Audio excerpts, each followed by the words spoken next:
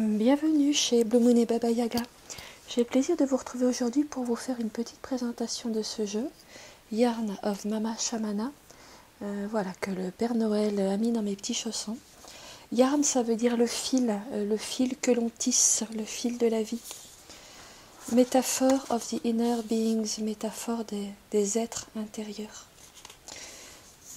C'est un jeu que j'ai trouvé sur la chaîne de Claire de la Lune, qui est pour moi une source d'inspiration inépuisable. Alors, c'est un jeu qui est un petit peu particulier parce que ce ne sont pas des cartes avec un livret et avec des noms, comme vous allez le voir. Ce sont des cartes qui sont là pour nous aider à développer notre intuition. Voilà, elle nous dit « Un conte de fées est caché derrière chaque carte dans ce jeu. » Je ne vais pas tout vous lire. Voilà, il y a une cinquantaine de cartes avec des images, 40 cartes avec des citations. L'idée, c'est de nous inciter à aller regarder en nous ce que chaque carte vient nous dire sur nous-mêmes, mais de manière tout à fait intuitive. Alors, c'est livré avec un petit feuillet d'explication. Il y en a une en français, voilà, c'est un A4 recto verso. Il y en a une en anglais. Personnellement, j'ai trouvé celle en anglais plus claire et plus facile à comprendre. Bon, vous verrez comment vous le sentez. Je trouve la version anglaise plus parlante, en tout cas pour moi. Alors, comment se présente le jeu? On a donc 50 cartes que je vais vous montrer. Et puis, on a une quarantaine de petits... Ah, voilà, ma fidèle assistante. Alors, on va pousser la bougie. Attends, ma chacha. Il y a des gens là, tu sais. On est en train de faire une vidéo, puis il y a des gens. Alors, ce serait bien que tu trouves un... Tu sais quoi, tu vas venir sur les genoux pendant que je parle. Voilà. Donc, je disais, il y a 50 cartes que je vais vous montrer. Et puis, il y a également... Bah, elle est partie du coup. Il y a également des petites phrases. Parfois assez... alors, c'est en anglais, hein. Parfois un petit peu mystérieuse, mais c'est aussi le but du jeu, c'est de nous prendre au dépourvu, de nous surprendre pour nous inciter à nous questionner. Si vous avez un degré... Je pense qu'il faut quand même un niveau d'anglais pas trop débutant pour les comprendre. Et c'est très intéressant, mais on peut s'en passer.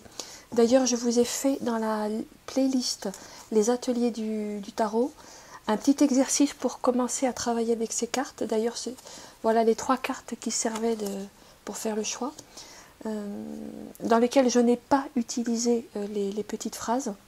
Tout en vous parlant, je vais vous les montrer. Parce qu'en fait, on peut parfaitement s'en passer. Donc, si vous ne maîtrisez pas l'anglais, voilà, les petites phrases sont un plus, mais pas indispensables. Le livret est intéressant, mais bon, avec la version française, ça vous donnera déjà des informations. Et les cartes, comme vous le voyez, n'ont pas aucun mot-clé, aucun titre, rien. Tout joue uniquement sur l'image.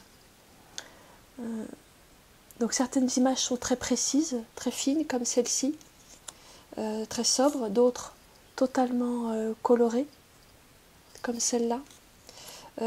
Certaines sont extrêmement, on dirait des gros plans dont on ne voit qu'une toute petite partie, et intellectuellement c'est très déphasant, parce que c'est dérangeant de ne pas voir la totalité du tableau.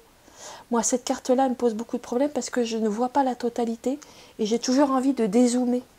Et je pense que ça fait partie aussi du tirage et de la règle du jeu. C'est de se laisser surprendre, de se laisser déconcerter, de se laisser emporter par les cartes, par leur magie. Alors, il y en a qui sont horizontales, il y en a qui sont quand même plus indiquées pour une lecture verticale. De se laisser emporter par leur magie, par leur mystère, par leur aspect parfois dérangeant ou inconfortable. Parce que c'est pas un jeu doudou, même s'il est très très doux dans l'apparence, hein, il est vraiment... Il n'y a rien d'agressif dans ce jeu. Et en même temps, c'est pas du tout un jeu doudou qui va vous... comment je pourrais dire, vous prendre par la main pour vous rassurer. C'est un jeu qui vous amène à vous questionner sur vous-même, sur là où vous en êtes, de façon totalement intuitive. Alors dans le petit livret, elle propose plusieurs façons d'interroger les cartes. Vous voyez, encore une où on a un gros plan, où pour moi c'est difficile, parce que moi j'aime bien avoir une vue d'ensemble. Hein, comme je suis quelqu'un qui aime bien contrôler, j'aime bien avoir une vue d'ensemble du paysage et après seulement faire des zooms sur des détails. Et celle-là, c'est un zoom sur un détail. Et pour une personne contrôlante, ça peut être un petit défi. Voilà, je trouve qu'il y a beaucoup de poésie dans ces images. Il y a quelque chose de très simple. C'est d'inspiration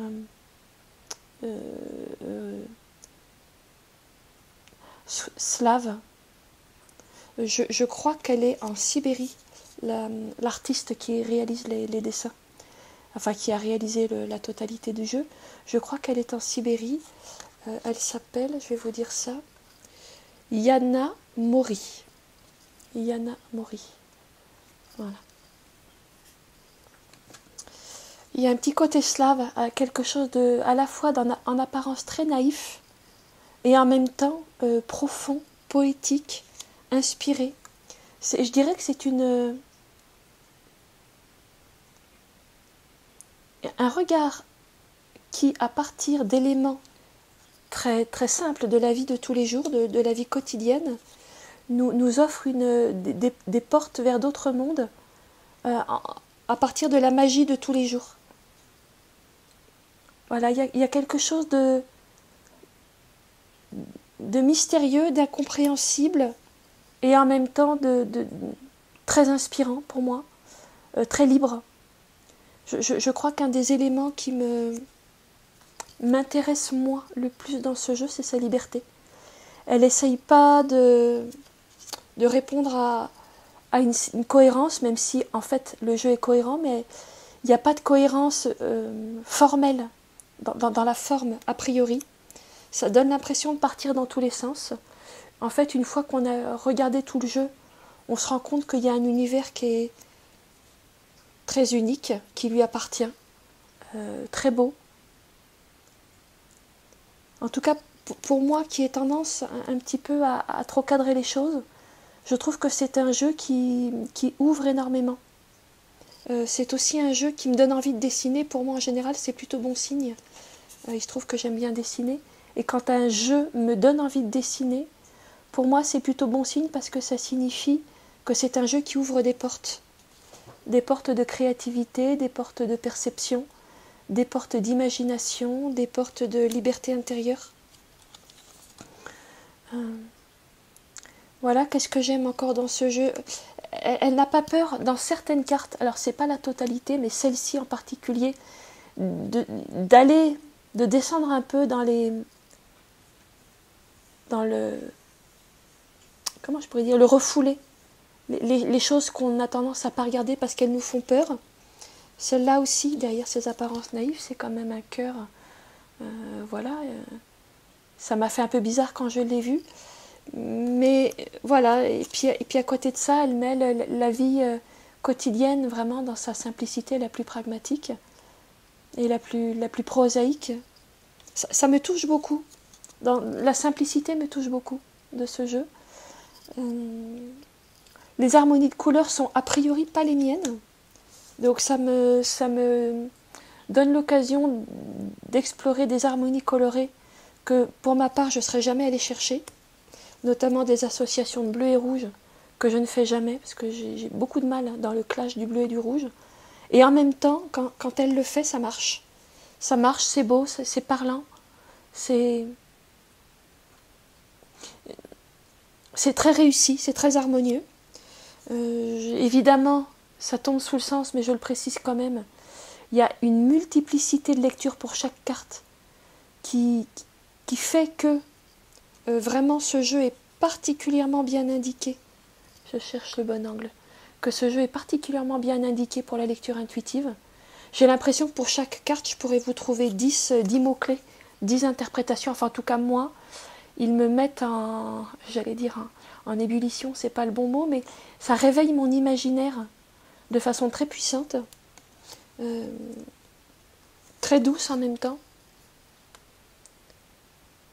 Je vais essayer de vous la montrer, voilà, c'est un reflet, un côté petit prince pour celui-là qui est très tendre. Et là, un peu mystérieux, là, ces lapins, qu'est-ce qui leur arrive ? Qu'est-ce qui se passe ? Quelle histoire on pourrait raconter ? Pour chacune de ces cartes, on peut inventer des histoires. Et si vous prenez plusieurs cartes à la suite et que vous les juxtaposez, comme ceci par exemple, vous pouvez inventer plein d'histoires. Là on a un pot d'ours, là on retrouve l'ours, et puis là on retrouve ça ressemble à une décoration de Noël, mais c'est peut-être tout autre chose, c'est peut-être un bijou, c'est peut-être un globe terrestre, ou une lampe, ou un pendule, ou une orange, ou une montgolfière.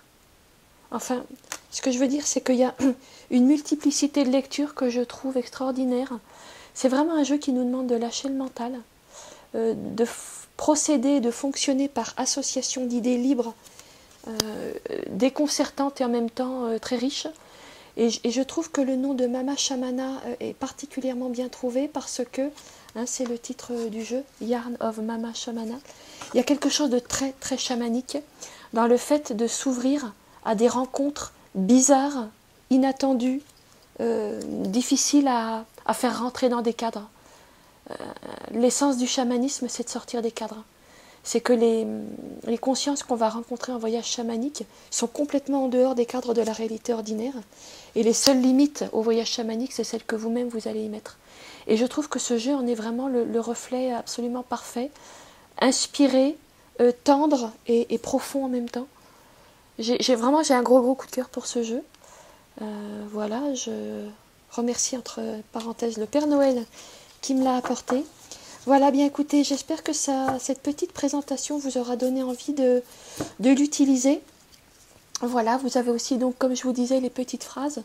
Je vais vous en traduire 2-3 quand même. It's long enough to see the cities become ashes. C'est assez long pour voir les cités se transformer en cendres. C'est des phrases poétiques, pas faciles à expliquer. She loves spending time knowing.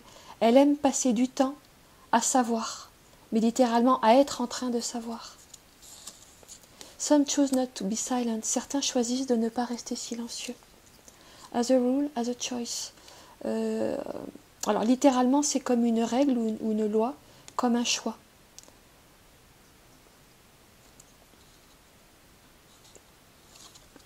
The greatest challenge is to take a step ahead of self. Le plus grand défi, c'est de faire un pas en avant de soi-même, etc. Bon, je vais pas toutes vous les lire, il y en a une quarantaine, elles sont à peu près de cette inspiration-là. C'est un plus si vous avez suffisamment de notions d'anglais, mais vraiment vous n'en avez pas besoin. Je trouve que le jeu à lui-même est très très riche. Je vais essayer de vous montrer un petit peu sa gamme de couleurs. C'est quelque chose que je ne fais pas assez souvent dans mes revues, c'est de vous montrer la gamme de couleurs du jeu. Alors j'essaye de le faire quand même dans la vignette de présentation. Voilà, ça c'est la gamme de couleurs. Il y a des cartes sur fond blanc, des cartes à fond perdu. Donc quand je dis à fond perdu, c'est avec de la couleur. Voilà ces trois-là, avec de la couleur vraiment partout. Et puis voilà, il y a celles qui sont sur fond blanc que je trouve également assez poétiques. On a beaucoup de blanc. Voilà, qui ont aussi beaucoup de grâce, de poésie et puis de fraîcheur. Voilà, c'est le mot que je cherchais. Écoutez, voilà, j'espère vous avoir intéressé, éveillé votre curiosité. Et puis, bien, voilà, je vous remercie pour votre attention. Et puis, je vous dis à bientôt chez Blue Moon et Baba Yaga.